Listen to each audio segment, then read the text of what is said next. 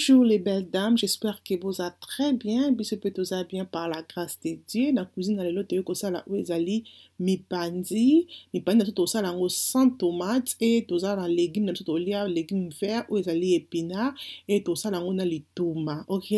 Donc voilà, na ke moi passer lituma na tout ça lango ensemble na ba les belles dames. Donc eloko boso ono kosala na mipandi nanga eza d'abord ko nettoyer yango, nga nettoyer mingi misuni nanga na mai ya mwa moto pona elongola vraiment ba salité très très bien. Donc nous besoin mon on a zo mélange kama ya moto na mai ya malili parce que tellement que na mboka malili ce ko zo sala ka na malili on a ba graisse ba salité tikalaka toujours et je préfère mingi ko sala ngo na mai ya moto au sangisi. Donc voilà mipandi nanga et bien vraiment clean. Donc mipandi nanga comme bien nettoyé comme besoin mona après on a na ko ya ko bongisa sikoyo ba légumes nanga on a ko chila na mipandi. Donc na ndembi na matungulu na ai na ginger, tangawi, soto bengaka, donc voilà, naza na céleri, naza na litungulu nanga ya rouge, comme bomoni, donc quand boyebi que la rose alingami ko sele la matungulu, ou ezali matungulu la rouge na viande, donc ça la ngo kaka gumoko ya kitoko.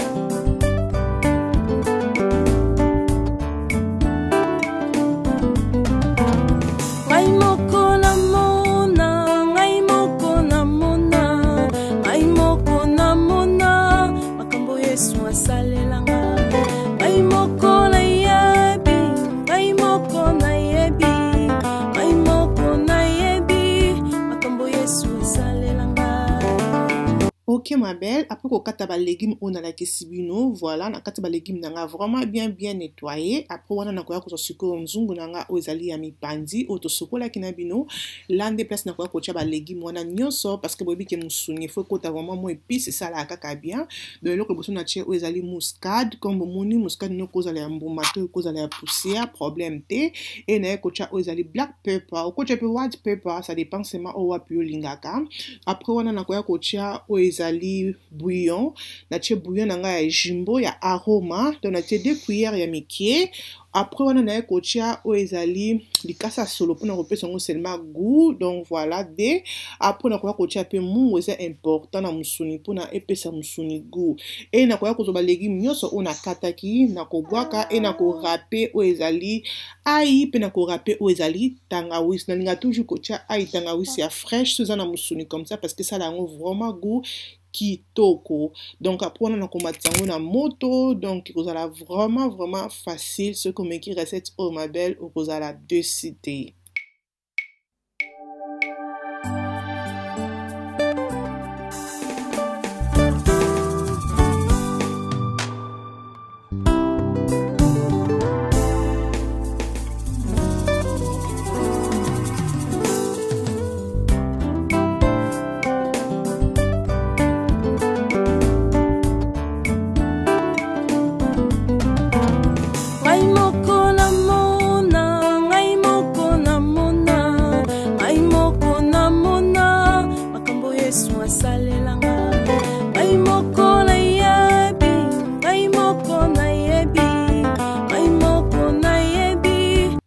Bomoni wana na tia na moto na tia bablo kolande na tia ki ba légumes nanga na ba épices nanga na tia yango maïté na matisi yango na moto et na lingisa lokwa mwa ko ezo mwa moto ta pona 10 minutes pona ba épices nanga ekota vraiment na musuni pe ça nango kitoko. Après wana quelques minutes to ba 5 minutes comme ça 5 à 10 minutes na eko tia sko mai parce que lokwa eza musuni fo elemba na tia mwa mai ko bomoni mesure normal. Après wana sikoyo na ko tika mipandi nanga etoka po mipandi nanga il faut ça nini il faut elemba.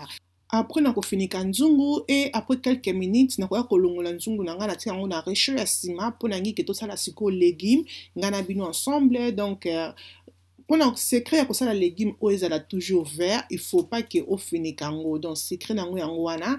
Donc na sala ka mingi légume nanga na mafuta ya mbila na mona esala yango gumu susu. Nenge ko meza vraiment légume moko ya mai.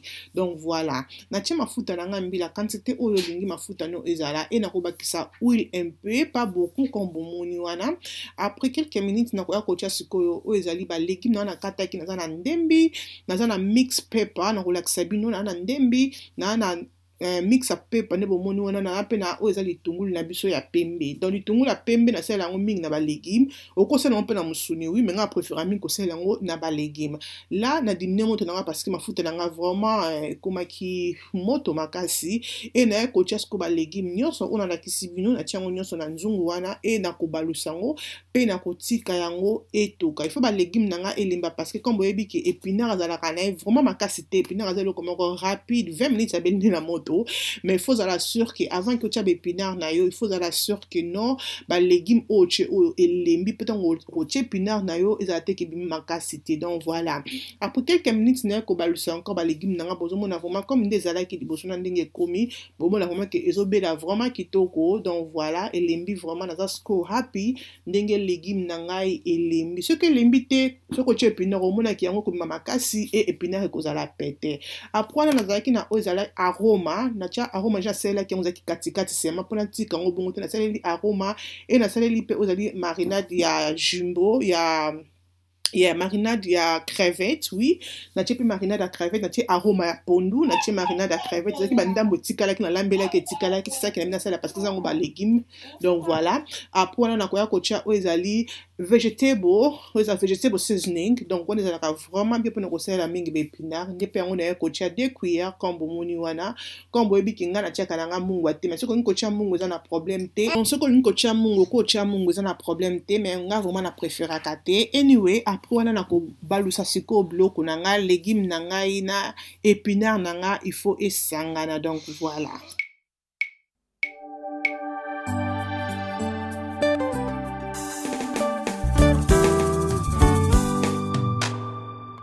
Quelques minutes na moni ke épinard nanga elembi esangani bien na ba légume nanga et na koya ko tia mai posko épinard nanga ebela bien pour épinard na ko ya sauce. Donc za ya sauce ya mai comme bomoni wana na ko tia mai après na ko tika ngata pona 15 minutes 20 à 15 donc 15 à 20 minutes comme ça. Apprenez na koya ko l'examen de épinard na biso ko bela. Donc on comme épinard na ngeza toujours vert boza ka vraiment kitoko même temps ozo lia même temps ozo tiango na sanya sala ka vraiment kitoko et na koya ko tia mbisi na nga ya ko kauka na zaki na mwa mbisi na nga ko kauka na boaki on na kati ya épinard na biso ma belle mais que épinard comme ça comme on dit que secret épinard na biso pour na garder vert nango comme ça il faut pas ko finikango il faut ka ko finikango ton moto vapeur nyonso ebimi nde okoya ko finika épinard na mais ce qu'on finit quand on a moto comme ça épinard et colombo vert et coco mayo noir. Mais regardez-moi ces épinards avec vitamines. Oh my god, donc on a les touma les lots. Donc voilà, après la tique épinard nange toka na kozonga siko pona ko laksa bino viande nanga vraiment maïno stochaki et kauki. Après na koya ko balusa na moni que c'est bon et là on a koya ko sala siko na mipandi nanga eza ke ko kalinga ngo. Donc na ko kalinga mipandi nanga po mipandi nanga na sala ngombala moko boete. Donc on tient ma futa na kikalungu pona to kalinga mipandi na biso.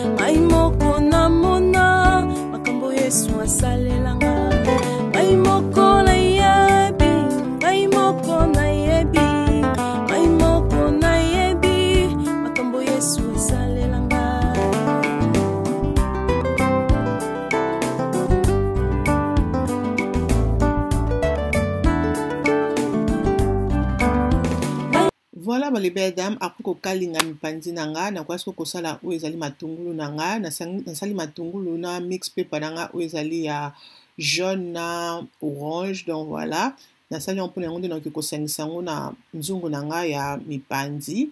Donc zala sere ke matungulu na yo elembi mpe mix pepa na yo mpe elembi. Donc voilà, après quelques minutes ya kokalinga, il faut vraiment kokalinga yango fo solo ya matungulu ebima. Après tokoke sikoyo na nzungu na biso oyo ezali nzungu ya mipanzi, sauce na biso ya mipanzi oyo totokiselaki yango, yango nde ezala lokwa sauce na biso mpo yango nde eza na bepice nyonso oyo totiaki na kati. Donc voilà, namoni ke matungulu na nga elembi e nakoya kobwaka yango nyonso na nzungu na nga ya mipanzi kombo ozomonana vraiment simple mpe ezala sur ke odimine moto na yo ezala ya se mpona esalaki bepice oyo bakisi, donc balégume oyo bakisi ezalaki ekoti na mipanzi mpo mipanzi na biso deja ya kobela. Ok, donc moto wana ka nde esalaki mwa sola matungulu wana na sola mix pepa wana otie esalaki ekota na mipanzi pour que mipanzi ezala seben. Donc après wana nakoya kobakisa oyo ezali cube manju moko mpona epimisaka mwa mungwa, so omoni ke mungwa wana ekoki oza na mposa kobakisa te. Donc après nakotika sikoyo nzungu na ngai etoka na moto ya mokie. Donc nalakisi bino sikoyo légume na nga, bomoni ke légume na nga ebeli vraiment bien. Natikaki yango bongo parce qu'il faut vraiment vapeur nyonso bima avaki na finiki yango mpo soki ofiniki yango tonza na vapeur comme nalobi ke kochanger couleur, comme bozomona eza toujours na couleur nango ya vert. Donc rien à dire wana vraiment mposa kolia ekoti. Déjà natokisaki makimba na nga nayebi makimba bomona nde makimba na nga eza makimba na nga elembaki makasi parce que nabombaki na congélateur. Après tant nakoki mposa kosala lituma na ye nango sikoyo natokisi yango comme bomoni e nazoli liboka na nga nasukolaki liboka na nga très bien. Après wana nakomi sikoyo kotuta makimba na nga pour ke nasala yango lituma.